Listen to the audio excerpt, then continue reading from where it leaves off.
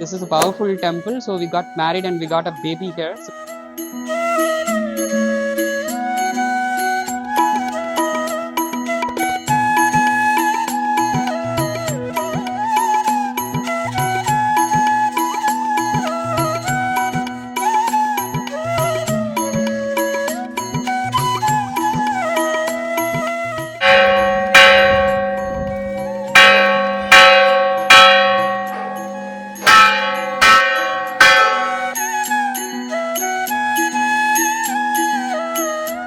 నమస్తే అండి, welcome back to our channel. ఈ రోజు నేను మీ ముందుకి ఒకనొక అరుదైన మరియు పవర్ఫుల్ దేవాలయాన్ని తీసుకొని వచ్చానండి. అదేంటంటే నిత్యకళ్యాణ పెరుమాళ్ టెంపుల్ అనమాట. ఇది చెన్నైకి ఒక 35 కిలోమీటర్ల దూరంలో ఉంటుంది, మహాబలిపురం రోడ్లో, కోవలం దగ్గర అనమాట.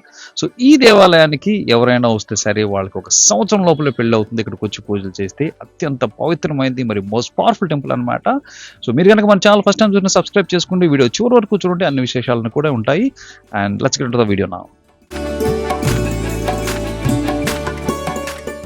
సో ఇదండి ఆర్చ్ దగ్గర నుంచి ఒక 400 మీటర్స్ లోపలికి వెళ్ళాలన్నమాట. ఇక్కడ నుంచి అన్ని షాప్స్ అవన్నీ ఉన్నాయన్నమాట. స్వామివారికి అయితే కనుక దండలు ఇస్తారు. ఆ దండలు అయితే కనుక ఇక్కడ ఫస్ట్ దగ్గర నుంచి అమ్ముతా ఉన్నారు అనమాట. అందరు పిలుస్తా ఉన్నారు, ఏం చేయాలో చెప్తాం అని చెప్పేసి. పాకలం ఆయన అయితే కనుక కళ్యాణ గడిగలు వచ్చేసి నేను చూస్తా ఉన్నాడు, ఆల్రెడీ పెళ్లి అయిపోయిందని చెప్పాను. ఇప్పుడు ముందు అయితే కనుక పార్కింగ్ చాలా తక్కువ స్పేస్ ఉందండి. ఇక్కడ రోడ్డు పక్కన అంతా కూడా ఖాళీ స్థలం అనమాట. వెహికల్స్ అయితే కనుక ఎక్కడైనా పార్క్ చేసుకోవచ్చు. ఈ రోజు శనివారం అనమాట. బేసిక్గా వెంకటేశ్వర స్వామి పెరుమాళ్ కంటే కనుక శనివారం అత్యంత మంచి రోజు కాబట్టి చాలా మంది భక్తులు కూడా వచ్చున్నారు.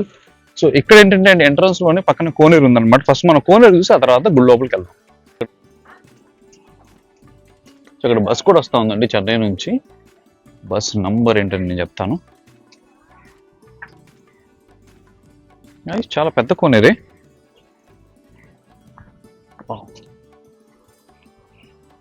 పక్కనే దేవుడి గుడి కూడా ఉంది, చూద్దామండి.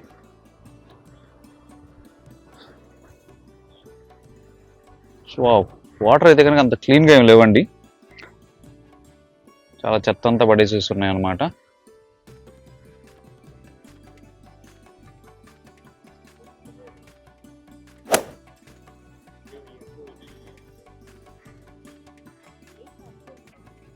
ఈ కోనేరుకి ఎడమ చేతి వైపున ఇక్కడ నాగేంద్ర స్వామి విగ్రహం ఉంది. ఆ విగ్రహానికి కూడా వచ్చేసేసి జనాలు పూజలు చేస్తూ ఉన్నారు. తాళి కట్టేసేసి 3 ముళ్ళు వేసి దండలు కూడా వేయటం జరుగుతుంది.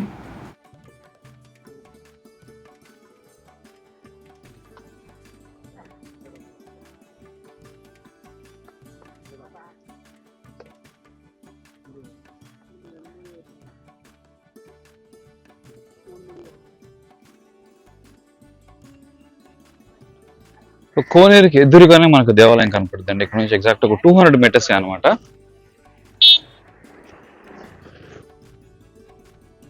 ఇదైతే కనుక ఆంజనేయ స్వామి గుడి అండి. మన కార్ ఇక్కడే పార్క్ చేశాను ముందే. ఆంజనేయ స్వామి వారి దేవాలయం. సో దేవాలయాన్ని పొద్దున్నే 6ంటికి తెరుస్తారండి, మధ్యాహ్నం 12 వరకు. మళ్ళీ మధ్యాహ్నం 3ంటికి తెరిచేసి నైట్ 7ంటికి క్లోజ్ చేస్తారనమాట. ఇదే అనమాట అండి. దేవాలయానికి ముందు ఒక చిన్న మండపం ఉంది అండ్ ఇక్కడ అన్ని షాపులు ఉంటాయి అన్నమాట.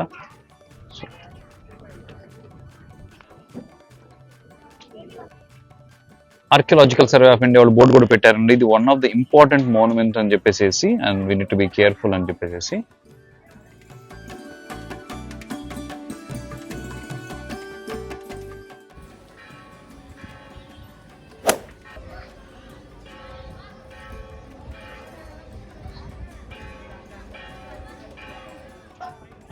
ముందు చూస్తే అందరూ తులసి మాలలు అన్ని అమ్ముతూ ఉన్నారు.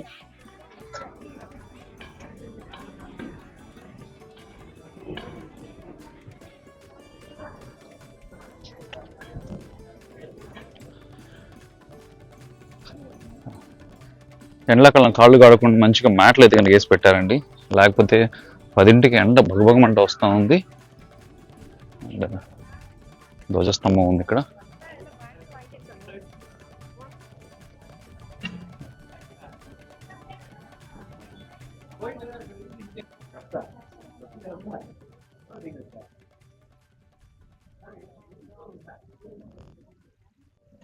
క్యూ అయితే కనుక బయటకు ఉంది గుళ్ళో నుంచి.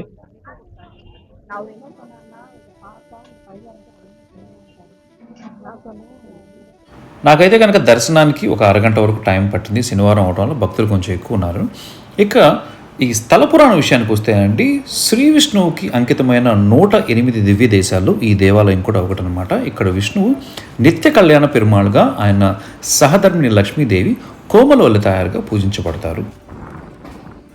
హిరణ్యాక్షుడు భూమి నెత్తికెళ్ళిపోయి సముద్ర కింద దాచిపెట్టినప్పుడు శ్రీ మహావిష్ణువు వరాహ రూపం ధరించేసి హిరణ్యాక్షుడితో 1000 సంవత్సరాల పాటు యుద్ధం చేసి భూమిని రక్షించి తిరిగి యథాస్థానంలో ఉంచడం జరుగుతుంది. అప్పుడు భూదేవి వరాహ స్వామివారితో ప్రేమలో పడుతుంది. అలా ప్రేమలో పడిన భూదేవిని స్వామివారు తన ఒళ్ళో కూర్చోబెట్టుకుంటారనమాట. ఆ ఒళ్ళో కూర్చోబెట్టుకున్న స్థలమే ఈ దేవాలయం అని పురాణాల్లో చెప్తూ ఉన్నారు. అలాగే పూర్వకాలంలో కలవ మహర్షి అనే ఒక మహామునికి 360 మంది కుమార్తెలు ఉన్నారు. ఆ 360 మంది కుమార్తెలను వరాహస్వామికి ఇచ్చి రోజుకొకళ్ళు చొప్పున వివాహం చేయడం జరిగిందనమాట. సో ఇలాగా సంవత్సరంలో ప్రతిరోజు కూడా స్వామివారికి ఇక్కడ వివాహం జరుగుతుంది కాబట్టి స్వామివారిని నిత్య కళ్యాణ పెరుమాళ్ అని పిలుస్తారు. పూజకు మనం ఇచ్చిన దండని స్వామివారి మీద ఉంచి మనకి తిరిగి మళ్ళీ ఇస్తారనమాట. అలా ఇచ్చిన దండని మనం వేసుకొని దేవాలయం చుట్టూ మొత్తం 9 ప్రదక్షిణాలు చేయాలి. అలా 9 ప్రదక్షిణాలు చేస్తే సంవత్సరం లోపలే మనకు పెళ్ళవుతుంది. సో అలాగే ఇక్కడికి వచ్చేసేసి పెళ్ళయి పిల్లలు పుట్టిన ఒక జంటను కూడా నేను కలవటం జరిగింది. వాళ్ళ ఎక్స్పీరియన్స్ కూడా షేర్ చేశారనమాట. అది కూడా ఈ వీడియోలో ఉంటుంది.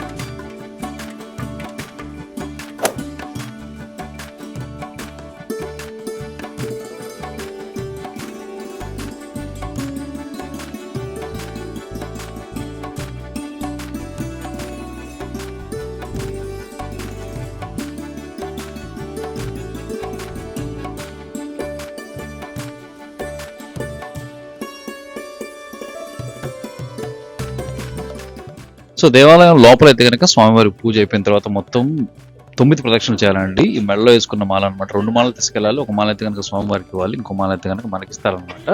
సో ఇలా మెడలో వేసుకుని 9 ప్రదక్షిణలు అనేది చేయాలన్నమాట. మళ్ళీ కోరిక నెరవేరిన తర్వాత, అంటే పెళ్ళైన తర్వాత జంటతో పాటు వచ్చేసేసి మళ్ళీ ఇక్కడ పూజలన్నీ నిర్వహించాలండి.